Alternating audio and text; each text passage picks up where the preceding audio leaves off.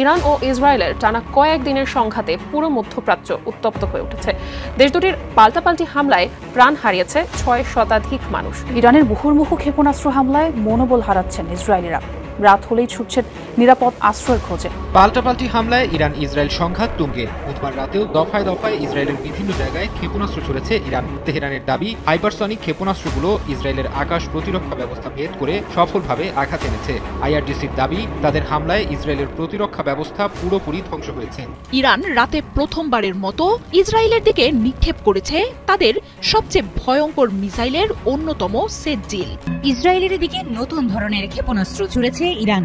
ছোড়ার পর এগুলো যাওয়ার সময় ধোঁয়ার কুণ্ডলীর এক অদ্ভুত দৃশ্য তৈরি করে ইসরায়েলের আকাশে।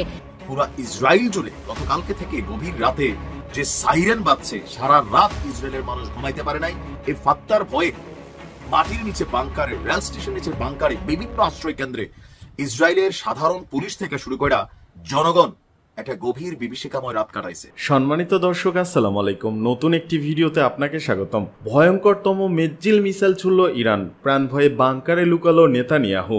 ইরানের মুহুর্মুহুর হামলায় ইসরায়েলের নরক নেমে এলো।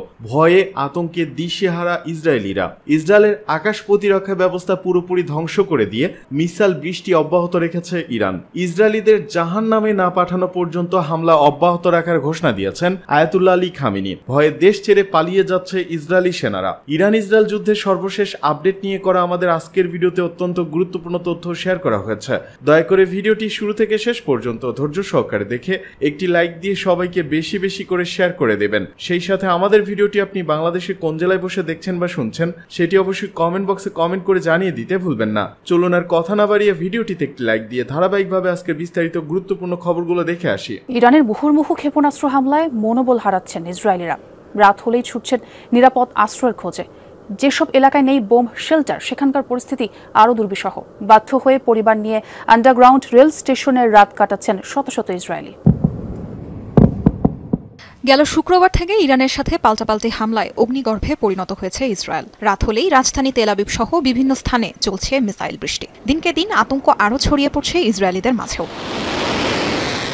রাত হলেই হামলার শঙ্কায় নাজেহাল ইসরায়েলিরা। নিজ বাসা ছেড়ে আশ্রয় নিচ্ছেন স্থানীয় বম শেল্টারগুলোতে। যেসব শহরে পর্যাপ্ত শেল্টার নেই তারাই পড়েছেন সবচেয়ে বিপদে। উপায় না পেয়ে শহরের আন্ডারগ্রাউন্ড রেল স্টেশনে রাত্রিযাপনের জন্য ভিড় করছেন তারা। এই স্টেশনে আজকে নিয়ে 2 দিন ধরে আছি। আমি খুবই জনবসতিপূর্ণ শহরে থাকি। ঘরবাড়িগুলো সেখানে অনেক পুরনো। ইরানের ক্ষেপণাস্ত্র হামলা সহ্য করতে পারবে না। কোনো শেল্টারও নেই যে সেখানে ছেলে মেয়ে নিয়ে উঠব। আমি খুবই আতঙ্কিত। এখন এই আন্ডারগ্রাউন্ড স্টেশনই বাড়ির চেয়ে নিরাপদ মনে হচ্ছে। রাত কাটানোর জন্য এখানে বাধ্য হয়ে এসেছি।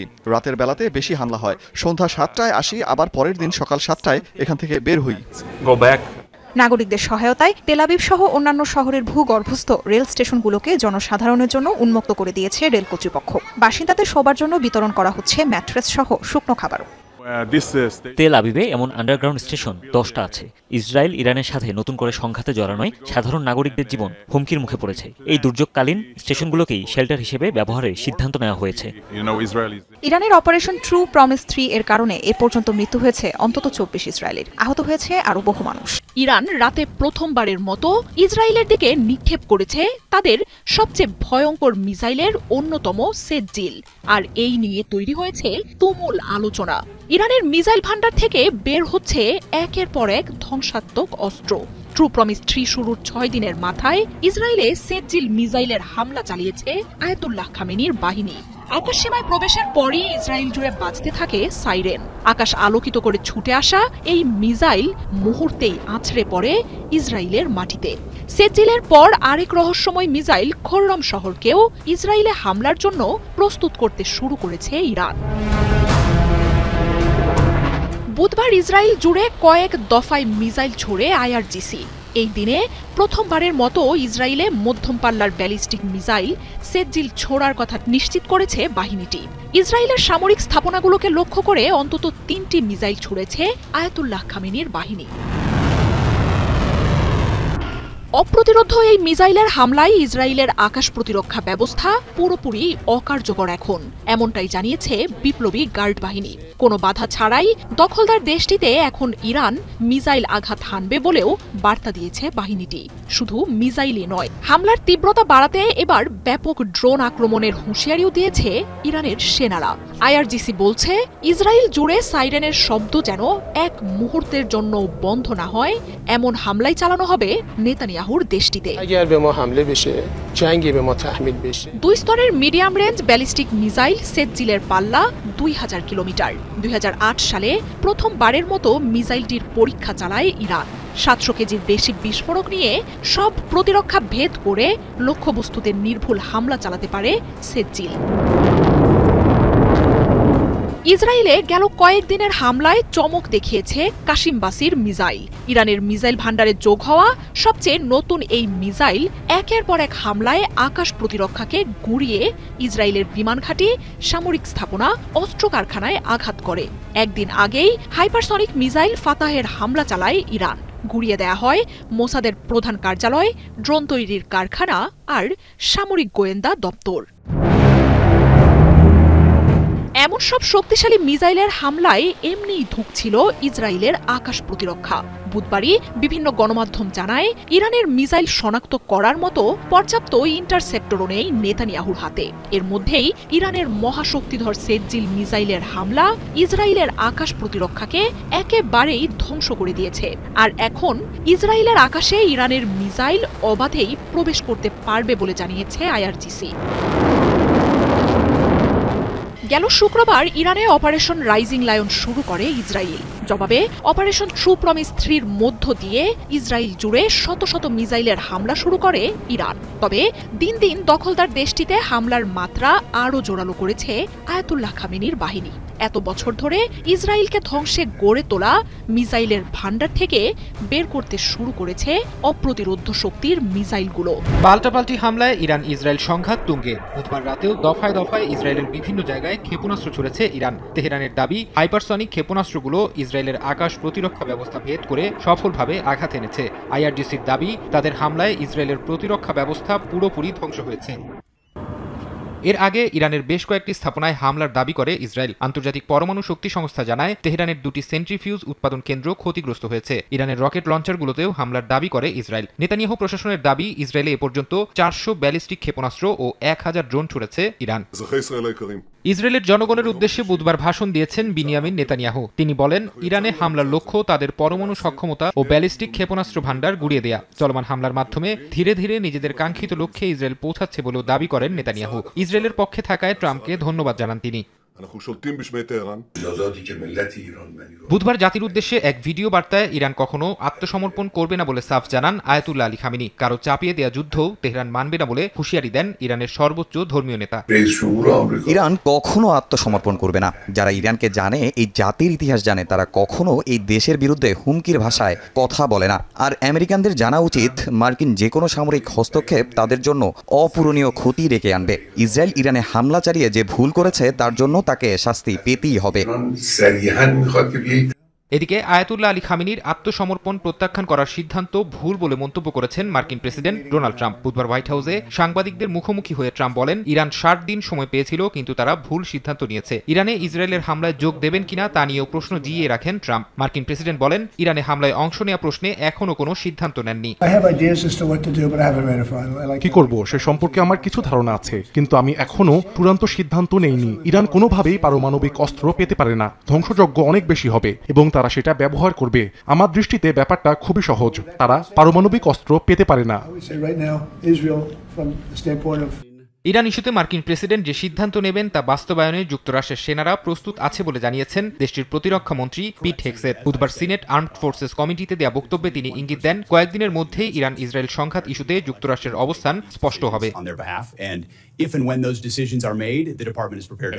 ইরানি কর্মকর্তারা হোয়াইট হাউসে বৈঠকের জন্য অনুরোধ জানিয়েছেন বলেও দাবি করেছেন মার্কিন প্রেসিডেন্ট ডোনাল্ড ট্রাম্প। তবে তার এমন মন্তব্য প্রত্যাখ্যান করেছে জাতিসংঘে ইরানের মিশন। এক বিবৃতিতে ট্রাম্পের এই দাবিকে মিথ্যা বলে মন্তব্য করেন তারা। কিরে মধুনা রসমালাই না, এর থেকেও ভয়ঙ্কর কিছু। জিনিসটার নাম হচ্ছে ফাত্তাহ। নামটার মধ্যে একটা ভাব আছে, হ্যাঁ, ফাত্তাহ। শব্দটার যেমন গভীরতা আছে, জিনিসটাও এরকম গভীর।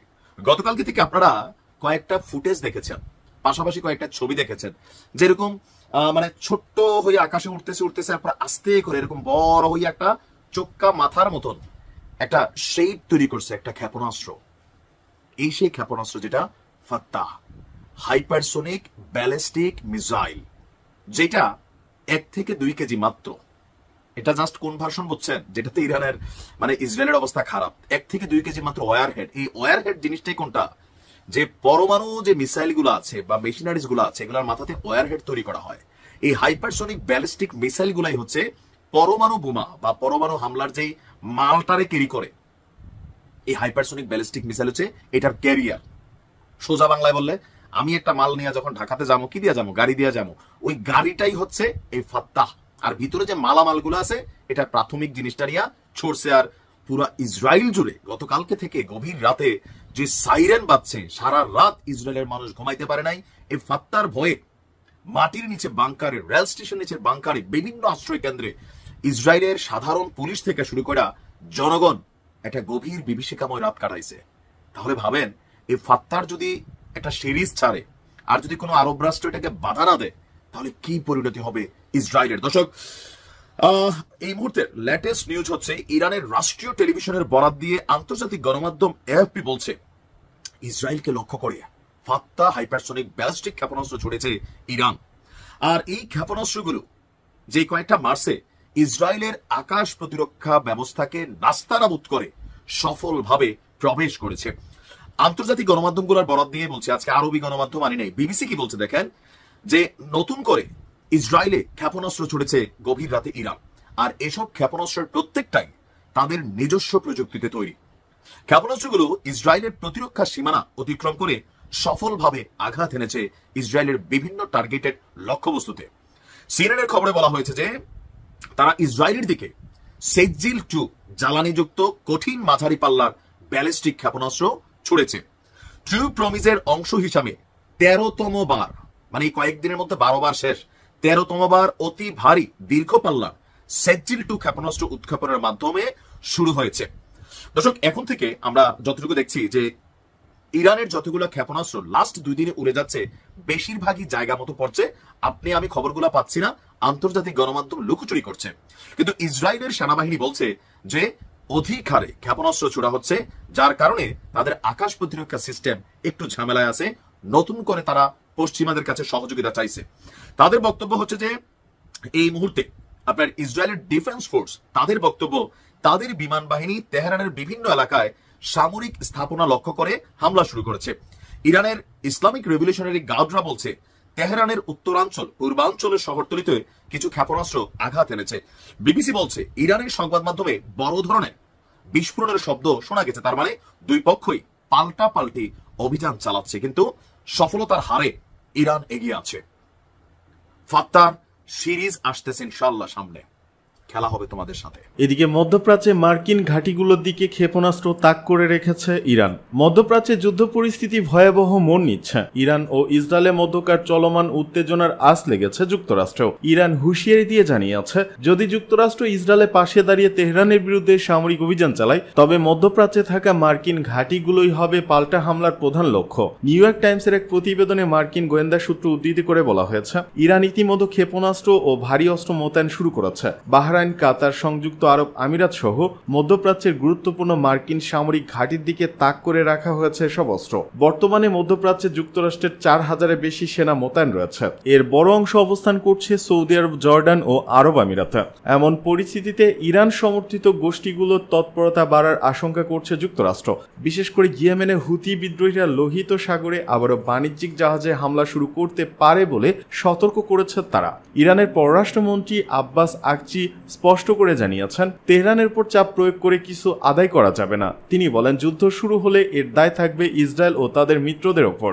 বিশেষজ্ঞদের মতে ইসরায়েল এককভাবে ইরানের পরমাণু কর্মসূচি ধ্বংস করতে পারবে না। ফোর্দো অঞ্চলে পাহাড়ের নিচে অবস্থিত গোপন ইউরেনিয়াম মজুদের জায়গাগুলোতে আঘাত হানতে হলে প্রয়োজন হবে অত্যাধুনিক B-2 স্টেলথ বোম্বারুক বিমানের। তবে এ ধরনের হামলা মানেই পূর্ণমাত্রার যুদ্ধ।